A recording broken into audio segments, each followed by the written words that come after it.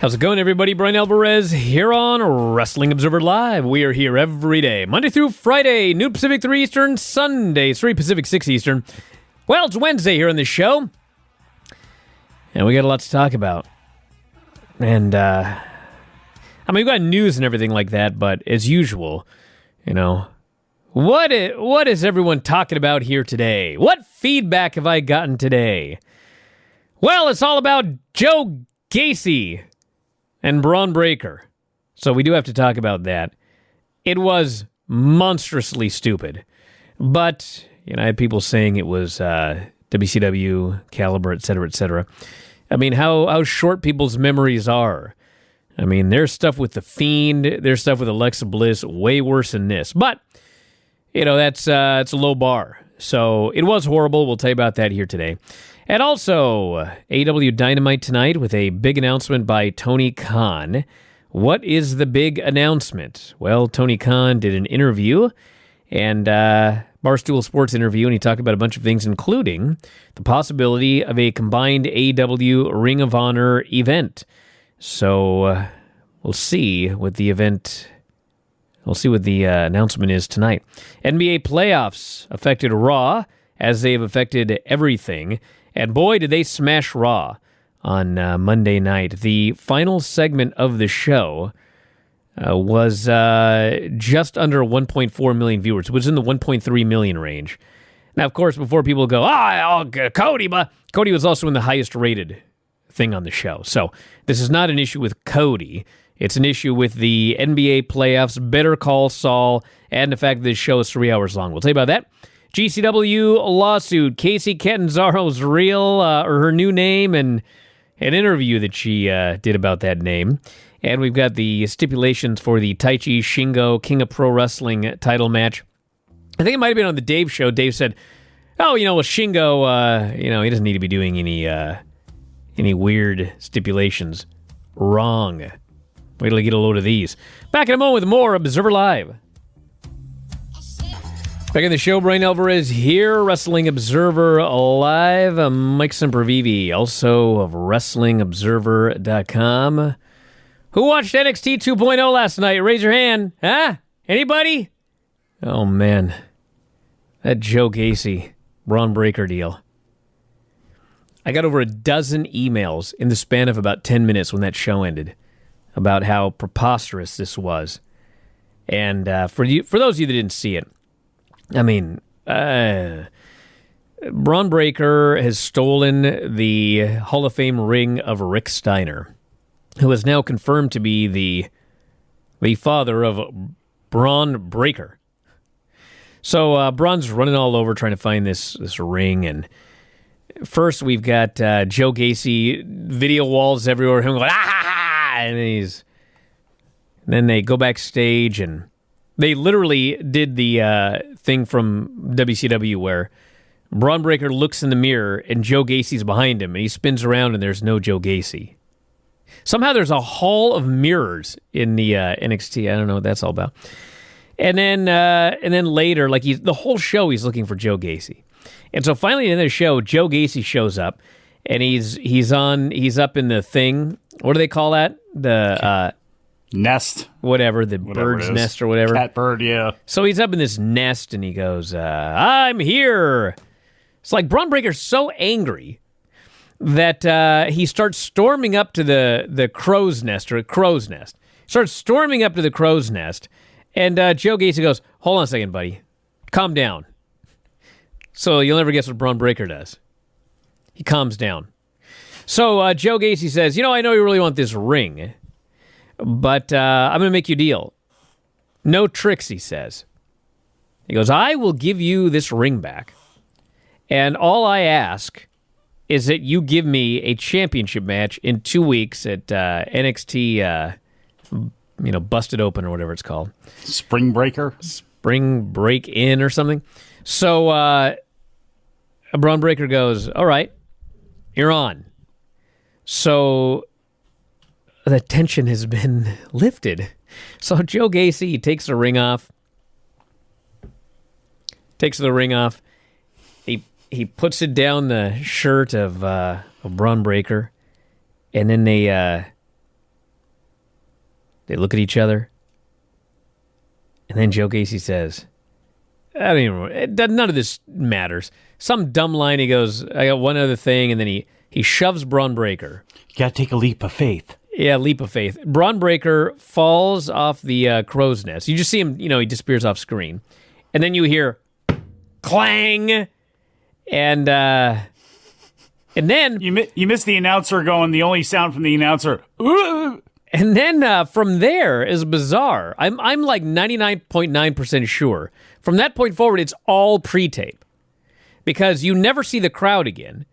You see a shot looking up at Joe Gacy, but you don't see any people. And then they have another shot of Bron Breakker. Of course, he's laying flat on cement like he fell off the thing and landed on cement. And, at this point, I'm thinking, all right, it's dumb. But, I mean, what's everyone so angry about? Like, it's just a stupid angle. No sooner should I think than Bron Breakker is laying on the cement, and all of a sudden from around him are a dozen druids. Druids! In 2022 in Florida, there's a bunch of druids. I could believe that there. And all the druids, they lift up their things or whatever, and they start to cover the body of Bron, and he goes, ah! And that's how the show goes off the air. Get off me! Get off me! That was stupid. And that's how the show went off the air. And you know what I couldn't help but notice? What's that? Well, you remember when Vince McMahon did that interview with McAfee, and he goes, sometimes we make mistakes. By the way, it doesn't mention a mistake he ever made, just in general. Sometimes we make mistakes, and what we do is we learn from those mistakes. That's what he said. And I couldn't help but think that, they had this guy, The Fiend, and they did a whole bunch of absolutely god-awful, horrible television with this guy. And do you remember what happened to The Fiend? Got released? Got fired, yeah. So then he's gone, and then they decide, what we're going to do is we're going to make a female Fiend. And so Alexa Bliss is the new Fiend after they fired the first guy. And some of the absolute dumbest, stupid stuff you ever saw on television. She's teleporting and all this other crap. And I can't help but notice I have not seen her for a long time. She vanished. And then they did a bunch of equally stupid vignettes. And then she had one match. And then she vanished again. And we haven't seen her. And now, you go online and, I don't know. But the rumors are that she's unhappy. Gee, I wonder why. Why would she be unhappy? Oh, maybe, she did 6 weeks of vignettes and then they had no plan. And then she had one match and then vanished. And then she wasn't even on WrestleMania. I wonder if it could possibly be true that she would be frustrated. But anyway, that's two now. That's two Fiend-related gimmicks involving horrible television, where the antagonist here, first the Fiend and then Alexa, it's just like they're gone. It's like a curse. Well, now someone's decided, we need another Fiend. It'll be Joe Gacy.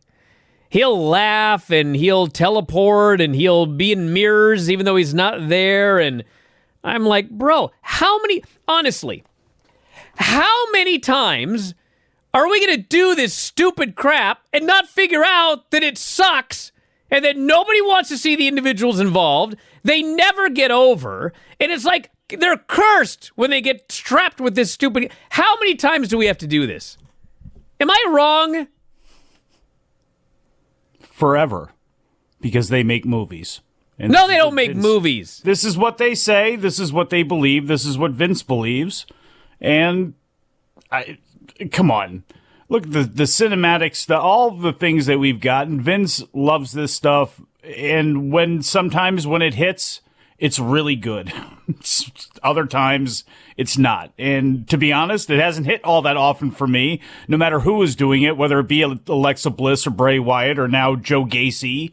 How do these people get control of all the production? That's another thing, too. Wrestlers taking over the production and Joe Gacy being able to just, run wild in NXT. Isn't that place small enough where you can actually, do something? But then again, there's carnage all over this show. There's little mini movies taking place all over the place. Look at the heavy-handedness of Tony D'Angelo in every single mafia movie stereotype being brought out in very short order in this battle against Legado de Fantasma, right? I mean, that's what this whole show is about. That's what they like to do. That's where this show is more like the main roster than it ever has been because they love doing this stuff, and the people be damned. Whether this is good for Joe Gacy or not, doesn't matter. We have an idea. We have a plan. If it doesn't work out, then we go on to the next one. That's what they do. I'm not surprised by this at all. Was it good? No. Is this what I want to see Bron Breakker doing? No. But in their mind, is this readying him for the main roster and all of the sports entertainment that he's going to be doing? Yeah, I guess in their mind they do. I don't even think they think that. I think they just came up with a stupid idea. They needed a challenger for Bron Breakker, and they looked at that whole roster. They were like, you know who's going to be a great challenger for Bron Breakker? Joe Gacy. Where's Powder? I don't know. He wasn't there. Maybe he watched this thing and he was like, I can't be involved in this. I'll go back to football. I'd rather do anything. And, I gotta give the guy credit. I mean, Bron Breakker, low bar, but he was fine in these segments. I mean, he was an angry guy looking around for a ring. It wasn't this horrible acting that we see every time, Persia Parada and what's her face? All of them. Indy Hartwell are on screen. Yes. I mean, it was like the stuff was bad, but I mean, he did fine. Back in a moment. He's not bad either. Back in a moment. Observer Live. Back in the show, Bryan Alvarez here, Wrestling Observer Live. Mike Sempervive, also of WrestlingObserver.com. Can I say something? I guess. He gave me the look when we were going to break. Joe Gacy, for what they want him to do, is doing it. And I know the whole thing is annoying, but as far as Joe Gacy's performance, much like Alexa Bliss a lot of the time, they're actually doing a good job. It's just everything about it doesn't appeal to me. But you can't say that Breakker is doing this great job, whereas Joe Gacy isn't. They're doing a great job, but none of it appeals to me. That sounds like they're doing an awesome job. Well, I mean, is it more WWE the stories they're coming up with? If Joe Gacy was given this on his own, do you think they could come up with something a little bit better with if it's Rex Steiner and Joe Gacy, wherever the hell his name was before this? Like, do you think they could come up with something better? I would think so.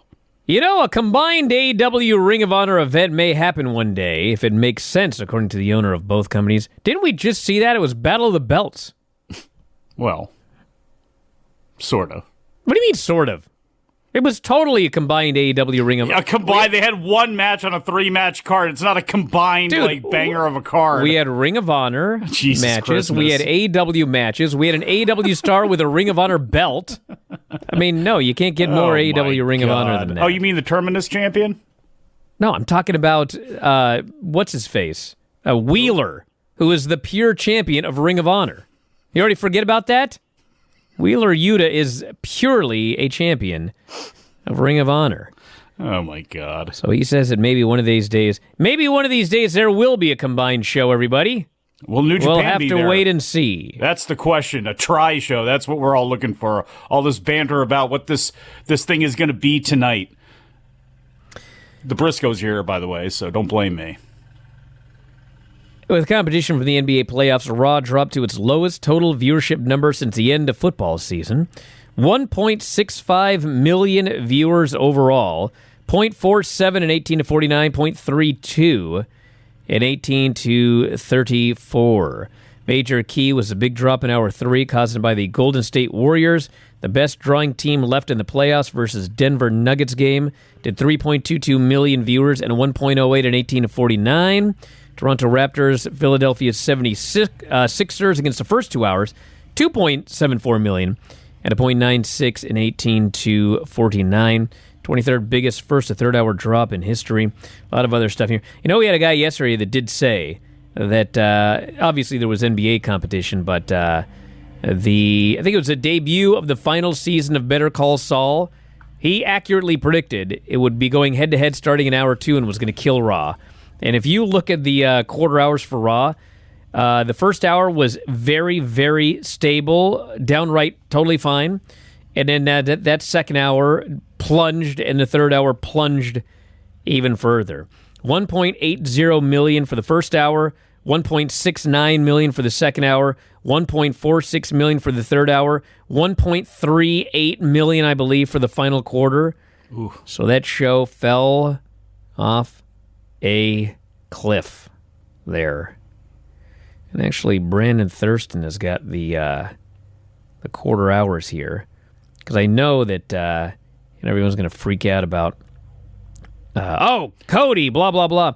So in viewers, yes, the Cody match with Seth Rollins did 1.398 million viewers. That's bad. The Cody interview with Seth, the same two guys, 1.9 million viewers. So it did the highest and the lowest quarter of the show. So you can't say, it's all Cody's fault, it's all Seth's fault. No, that's just, literally, the first hour averaged 1.8 million viewers. And that second hour hit 17, 16, 15, 14, 13. Whoosh. Also goes to show that nobody cared about who the mystery opponent was going to be for Cody Rhodes. Because, It didn't help. That didn't help. Good night for Roman Reigns to take off, that's for sure. And maybe they don't give him too many more nights off, at least while all this stuff is happening, and you just advertise him for something, even if it's just showing up in the last quarter, just to see if you can pop something, because I don't know who, if it's not him or Brock Lesnar, I'm not sure who else is going to be able to move anything, or, what else you're going to be able to advertise that's really going to strike people's fancy. We've also got GCW and IWTV have reached a settlement. IWTV filed a lawsuit against GCW for breach of contract in 2020. Streaming service claimed they had an exclusive agreement with the promotion for filming, producing, and digitally distributing their pay-per-view content. IWTV alleges GCW broke their deal when they began streaming their events on Fight TV in December of 2020. GCW announced Wednesday they've reached a settlement. GCW is pleased to announce that we have come to terms on a settlement agreement with IWTV that brings an end to litigation between the parties. The agreement represents a significant milestone for GCW, but most importantly serves as a victory for independent wrestling and its fans.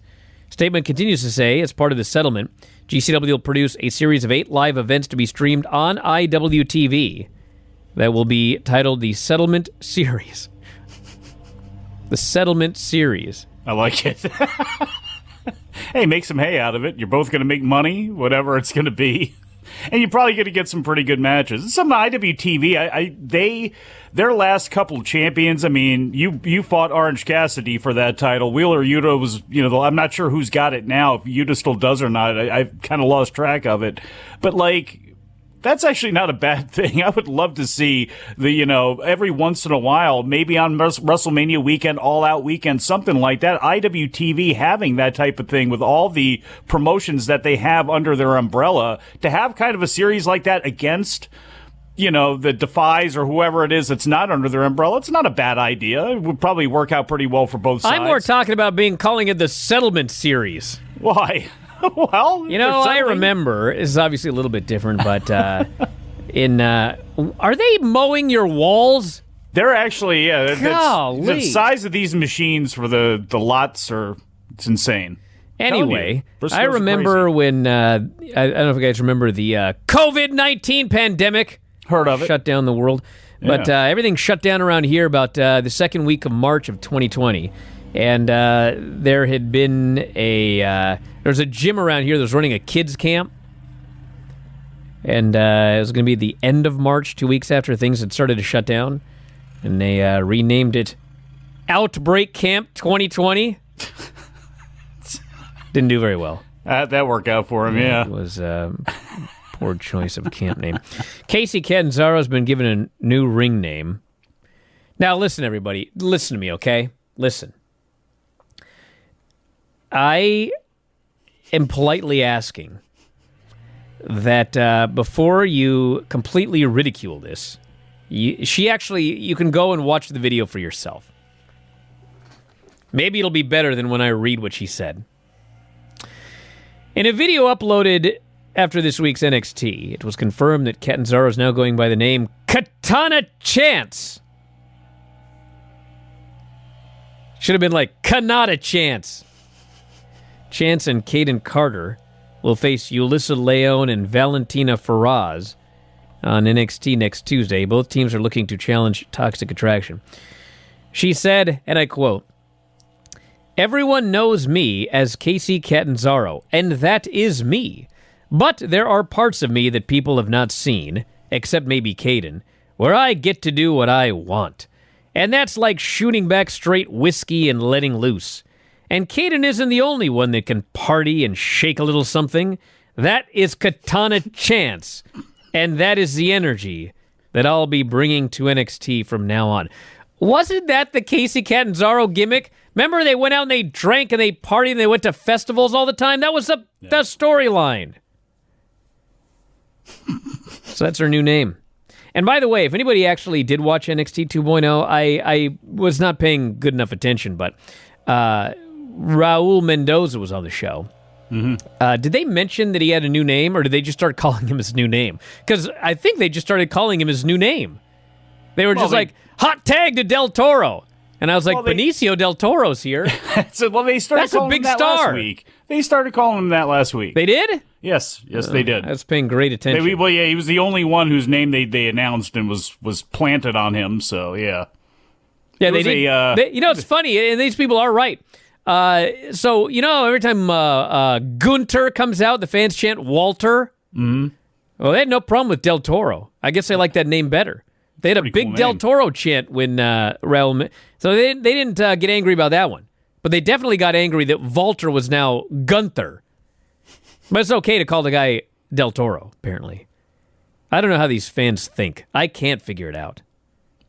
So next week on NXT, we got Solo Sikoa, Trick Williams, Fallon Henley, Josh Briggs, and Brooks Jensen against Legado del Fantasma, which I thought Legado del Fantasma turned babyface.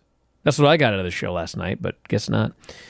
Nikita Lyons and Lash Legend again. Baby faces and heels in this thing. A chase, all of them. Everything is just a complete mess. There are no baby faces and heels. Nathan very few. Frazier makes his NXT 2.0 debut with that haircut in 2022. I don't know about that.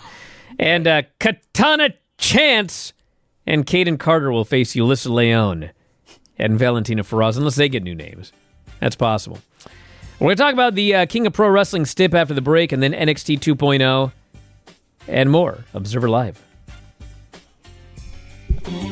Back on the show, Bryan Alvarez here, Wrestling Observer Live. Mike Sempervive, also of WrestlingObserver.com. So Shingo Takagi will be fighting for the King of Pro Wrestling 2022 championship here. King of Pro Wrestling, what do they call it? The King of Pro Wrestling... Provisional, yeah. What does that mean? Anyway, the provisional.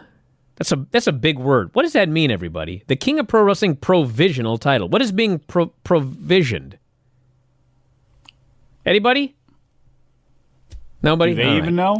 So anyway, he's going to defend it, and they're going to do a fan vote on Twitter to determine which of these stipulations will be chosen for their match in Hiroshima on April 25th. I'm still looking, and nobody has any idea. Here, let me just go to here, for heaven's sakes. Look it up on the internet. That's... All right. Provisional.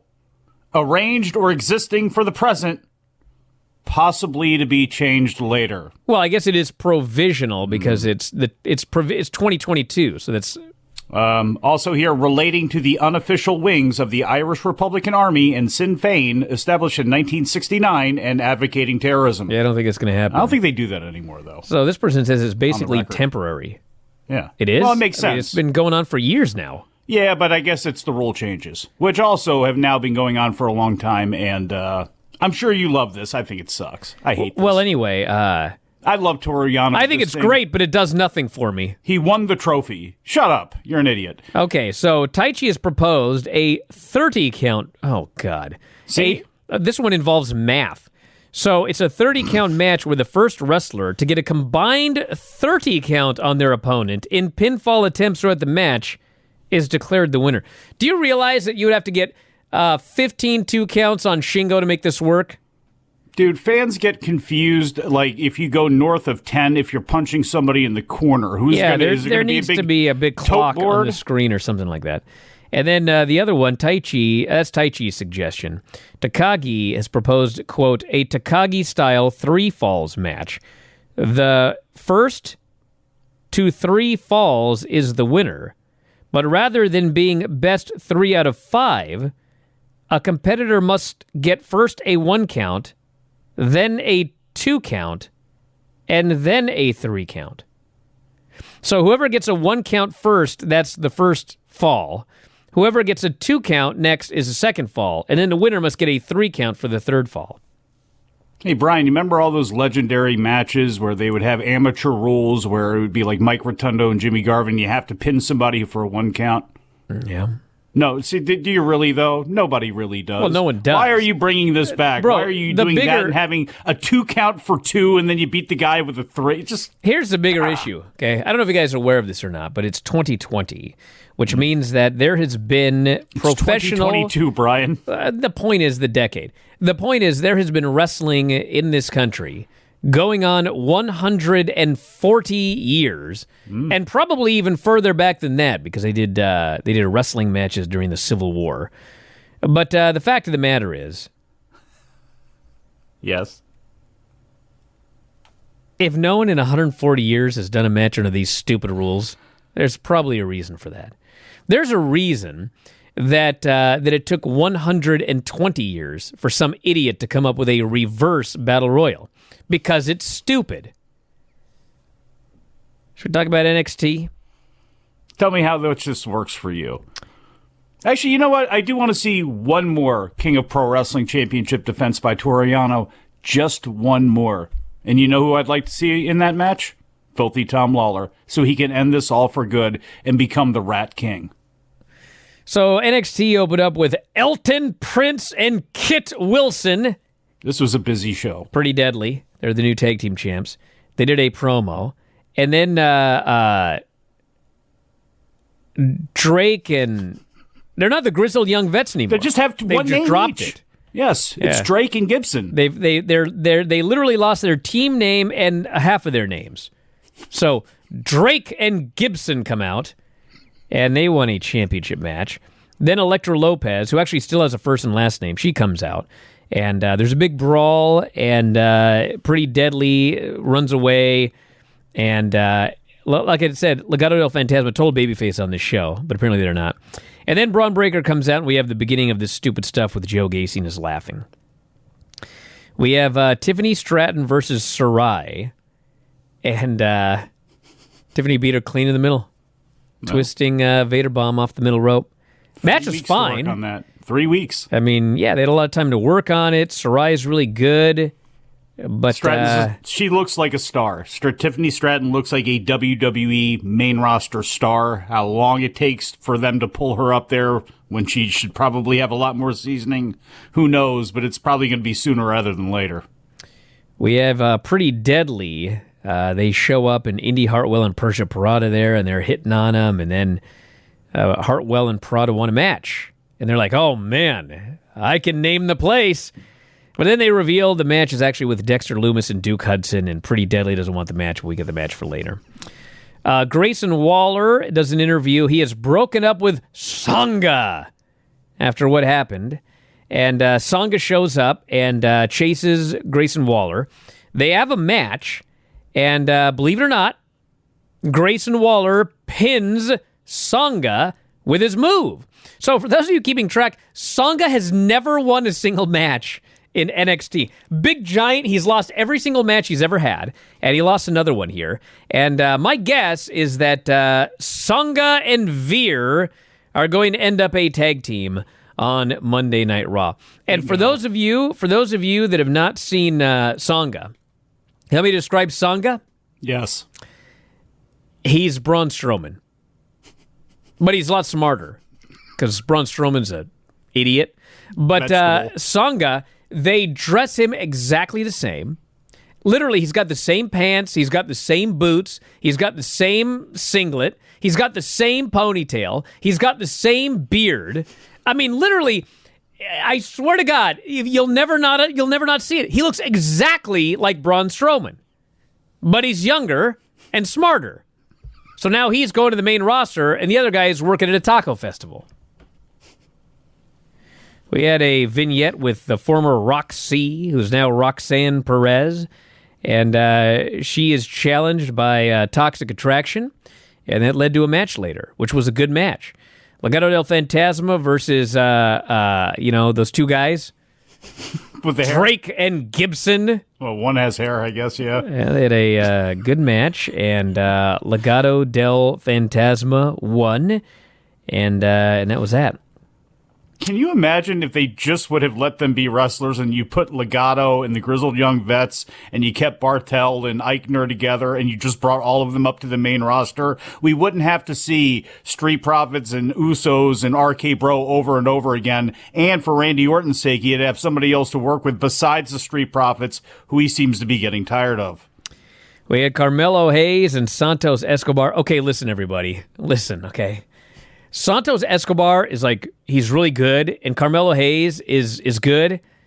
And because they're a certain level of good, the match was actually pretty good. But, bro, this had to be the worst possible match these two could have together. They looked lost constantly in this. Am I the only one? I'm watching this match, and they had no idea what was going on. But it still ended up being all right. But man, they're just on two separate planets doing this match. And I think part of it might have been that Santos Escobar was working babyface here. And, they're just constantly talking to each other. And, they're in one corner, and then they just walk to the other corner. And then I can't even figure out why, because nothing happened in that corner either. I could not figure out what was going on in this match. But, But even with all that, it was all right. It was amazing. Things you want it to be really. I was hoping it was going to be really, really good, and they have it in them. And I would love to see them rewind this one back. I don't know if they will because of what's going on, with obviously Cameron Grimes and the deal with Tony D'Angelo. So, but I'd love to see it again, different circumstances. So then two dorks show up, and there's a distraction, and Escobar gets pinned as a result because of these two men, which we'll find out more about them later. And then Hayes wants a shot against Cameron Grimes at Spring Breakin'. That's what it's called in 2 weeks. And Solo Sikoa shows up, and so they're going to end up having a three-way. Spring Breakin' 2 Electric Boogaloo next year. Why isn't it like Spring Breaker? When you have Braun Breaker right there, why not theme it out that way? Why? Mm-hmm. We had Natty versus Tatum Paxley, and this was a really interesting match because Natty must be pretty good at carrying people because for the most part, this match was actually really good until Tatum Paxley had to be in charge, and then it just totally fell apart. She just stood there. She just looked at Natty, didn't know what to do in her comeback. But whenever Natty was controlling the match, it was good. So Tatum Paxley, I can say can be carried, but she can only be carried by someone like Natty. So sharpshooter finish. That was the end of that. Tony D'Angelo's in the parking lot. He's asked if he had anything to do with the blokes that appeared at the Escobar match. He says no. Later, Santos and everybody are leaving. There's a dead fish on their car, and Santos Escobar goes, "A dead fish? This can only mean one person." And, bro, I was just waiting for him to have to explain who it was to the idiots watching. But they actually didn't have him do it. So we were able to figure it out on our own. Don't forget the boot on the car, too, after he had, earlier on, Tony D'Angelo made a crack about nice wheels. They come out and there's a government, cop-sized, lock on the front tire. So this Zion Quinn, he's been a babyface. But, there have been weird things that have happened, a couple of weeks ago, the one guy, the military guy, he's like watching something, and Zion Quinn rudely shows up and tells him to stop watching it. And then the guy's like, don't tell me what to do. And Zion goes, now you must be taught a lesson in respect. And I was like, you're a jerk. Well, this week, poor Wes Lee's backstage. His partner, no explanation. His partner has vanished off the face of the earth. They've been stripped of the titles. They don't talk about him. There's no nothing. So they're interviewing poor Wes Lee, and they're like, how you feeling, Wes Lee? And of course, Wes Lee can't mention this either, so he's just like, man, I've been really down. I got a lot of questions. And Zion Quinn shows up. He starts acting like a jerk again. And I'm like, so has he turned heel and I just found out about it? So they end up doing a match. It's Wes Lee He's the manifestation of the NXT studio audience there. He's a total jerk. So they have a match, and it's Zion Quinn versus Wes Lee. And Wes Lee had questions before this poor guy. He got beat. And not only that, remember that interview with Randy Orton where he's talking about how these NXT guys aren't taught to take care of their opponents? Bro, this Zion Quinn, he did a flying form for the finish. He hit this guy so hard, I thought he killed him. They showed a replay, and usually on the replays, it's slow motion, and they speed it up at the end so you can't actually see. Not this one. They do the slow motion. He hit this guy so hard and then pinned him. I was like, my God, anything else? And then we had Roxanne Perez, the former Roxy, against Gacy Jane. Roxanne Perez is good. And this was a good match. She got the win with the code red. I like this a lot. Did you like the setup for it? The interview? We talked about that. It was goofy. And then the main event was Pretty Deadly against Dexter Lumis and Duke Hudson. I thought it was a pretty good match. I like this Pretty Deadly. They're right up my alley as a team. And, of course, distraction finish. And then Hudson got pinned. Champions retained their belts. And then we had the stupid stuff with Joe Gacy and Bron Breakker at the end. Back in a moment, everybody. Observer Live. Okay, I didn't talk about Nikita Lyons, but I got to talk about this segment. I am begging you, if you're listening to this right now, you have got to watch the interview segment with Natty and Nikita Lyons. So Natty's walking backstage, and they're interviewing her about Cora Jade. And all of a sudden, Nikita Lyons just walks up from off screen, and she's standing there. And I don't have all the dialogue, but the gist of it is, Natty says something like, oh, who are you? And I swear to God, Nikita's standing there, and there's like a long pause, and then she goes, and then she launches into her whole character. It was the weirdest thing. So then they go back and forth, and they're going to do a challenge. Nikita's facing Lash Legend next week, and then she wants Natty. But like every time one of the others stopped talking, there was just like this awkward silence. And they'd look at each other for a while, then they'd stop talking. Then one of them would awkwardly look a different direction and smile. Like they're both waiting for someone to go, cut, let's do it again. But the guy filming was refusing to cut it and start over. And so they did the whole thing. I'm just dying watching this. And so I had two questions. I don't know the answer. It's like, A, was this live? And if so, why? And B, was it taped? And if so, why did this air? Why didn't you tape it again? You guys got to go watch this. It was, I don't even know what happened here. Nikita does decree that she is flexible, which will help her with the sharpshooter. And look, that's getting them ready for the main roster. The long fade out that they do sometimes on the main roster, which feels like a rib. That's what this one felt like. We're out of time, everybody. Lance Storm show today, 5 Pacific, 8 Eastern. It's going to be late today due to scheduling conflict. So that's tonight, 5 Pacific, 8 Eastern. Later on tonight with Dave. Back tomorrow, Observer Live. Thanks, Mike, as always. Callers and listeners over to the studio. We'll talk to you next time, Wrestling Observer Live.